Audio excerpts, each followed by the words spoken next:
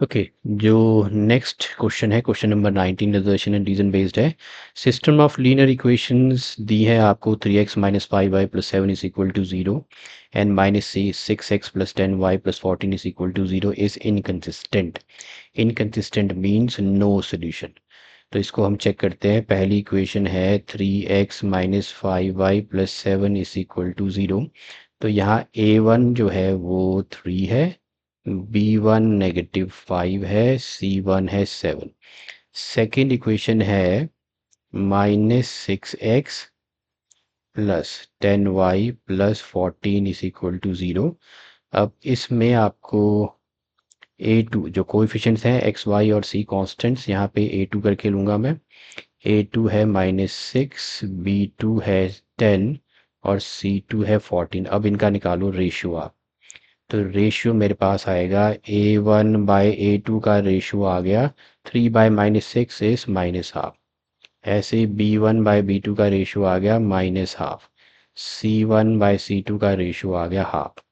तो देखो इसमें आपके पास जो कंडीशन आई है that is a1/a2 is equal to b1/b2 is not equal to c1/c2।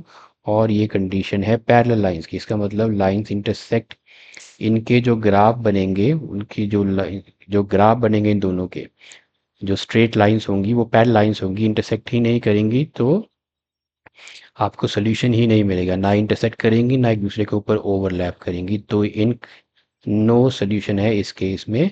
Means inconsistent pair of equations है ये ट्रू। तो अब ये तो असर्शन ए आ गया आपका ट्रू।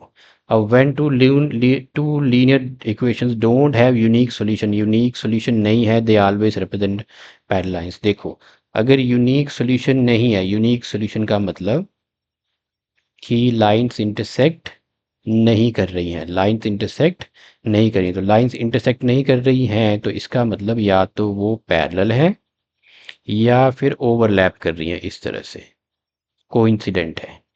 तो या तो वो पैरेलल है या फिर कोइंसिडेंट या ओवरलैपिंग लाइंस है। इसमें रहते हैं इन्फिनाइटली मैनी सॉल्यूशंस। यहाँ पे इन्फिनाइटली मैनी सॉल्यूशंस। अब पैरेलल लाइंस के केस में रहता है नो सॉल्यूशन, जैसे कि फर्स्ट वाले केस में यूनिक सॉल्यूशन में एक सॉल्यूशन रहता है। तो यूनिक नहीं है तो आपके पास दो ऑप्शंस रह जाती हैं, पैरेलल एंड कोइंसिडेंट। लेकिन आपको दिया है they always represent parallel lines, जो कि फॉल्स है।